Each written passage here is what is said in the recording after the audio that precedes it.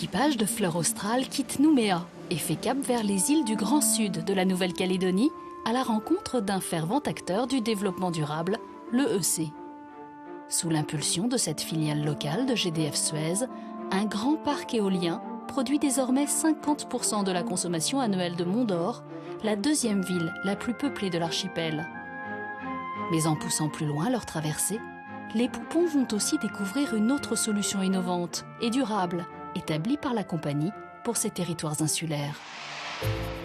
Sur l'île d'Ouan, l'EEC a mis en place une centrale hybride. Et grâce aux explications de Christophe Thomas, les voyageurs vont en comprendre toute l'ingéniosité. Alors il n'y a pas de bruit, elle est en panne ou... Ah non, c'est ça le paradoxe de la centrale hybride. On fait tourner la centrale électrique avec très peu de moteur, on va dire. L'énergie du ciel. C'est ça. Ah, c'est ça, voilà. Les panneaux solaires. Il y a les panneaux solaires et il y a plusieurs choses. Alors, on va les voir. Plusieurs choses. La centrale hybride est alimentée par des panneaux solaires combinés à un carburant original. Classique, tu connais, tu as déjà vu. Ouais. Rien d'extraordinaire. Et là, ma cuve qui est noire, là, ça c'est de l'huile végétale. De l'huile végétale qui vient d'où alors? Ah ben des friteuses de Nouméa. L'idée émérite de l'EEC est de collecter les huiles alimentaires usagées des restaurants pour alimenter les groupes électrogènes. On la récupère gratuitement, on la décante, on la fait filtrer, enfin on la filtre, on la décante. Et après donc on l'emmène ici et après on le met là-dedans. Et avec ça on fait tourner les groupes électrogènes. On va voir l'intérieur. Dans la centrale, ces déchets encombrants ont une seconde vie plus profitable à la planète, celle de biocarburant.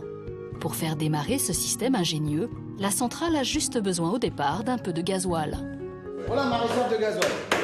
J'ai rempli il y a un mois. Tu vois un peu ce qu'on a consommé, 2 doigts. C'est pas énorme, hein? C'est pas sérieux. C'est pas sérieux, je sais pas.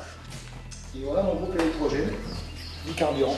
Donc tu démarres au gasoil, tu as un réchauffeur électrique, et après il y a l'automate du groupe électrogène, qui est lui piloté par le centre un peu de la centrale. Car autre avantage de la centrale hybride, elle est entièrement automatisée grâce à des batteries intelligentes. Moi j'explique toujours les batteries comme un réservoir d'eau. Donc à 50% de taux de charge, il donne l'ordre au groupe de démarrer. Donc la journée, s'il y a de l'ensoleillement, il n'y a aucune raison qu'il démarre. La journée, les panneaux solaires reprennent la main. Contrairement à une centrale classique, le groupe électrogène ne fonctionne que quand cela est nécessaire. Avec l'ensoleillement qu'on a actuellement là, on tourne à peu près entre 3 heures et 4 heures par jour. 100 000 litres d'huile ont déjà ainsi été recyclés. Grâce à cette innovation de l'EEC, ces déchets retransformés en biocombustible, associés aux panneaux photovoltaïques, permettent désormais une production d'électricité 100% renouvelable et locale. Les huiles usagées et le panneau solaire, donc vous avez tout ici. On est gâtés. Vous êtes gâtés, bravo. Merci. Avant de quitter la Nouvelle-Calédonie, les Poupons restent dans le thème de la préservation de l'environnement.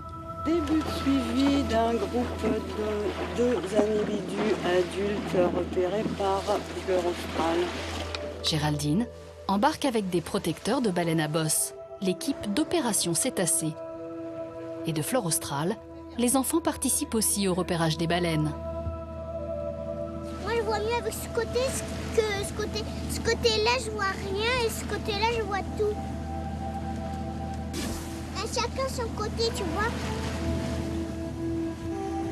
Leur population étant fragile, l'observation des cétacés permet de définir leurs aires de répartition pour mieux les protéger.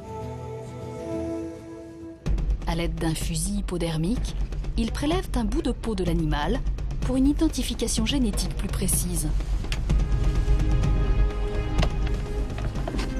Sur le flanc gauche d'une escorte, un individu adulte qui est arrivé sur le groupe Maman Petit, flèche numéro 3, pas de réaction, photo 84. Sur la peau, on va pouvoir faire des analyses de génétique pour obtenir des informations, notamment le sexe de l'animal et des informations sur les relations entre les populations de Calédonie et les autres populations du Pacifique Sud. Grâce à l'association, la Nouvelle-Calédonie reste un paradis pour les baleines. Sur ces belles initiatives de développement durable et de sauvegarde de la biodiversité, Fleur Australe quitte pour de bon l'archipel, pour rejoindre une autre île une île continent, l'Australie, pour de nouvelles aventures.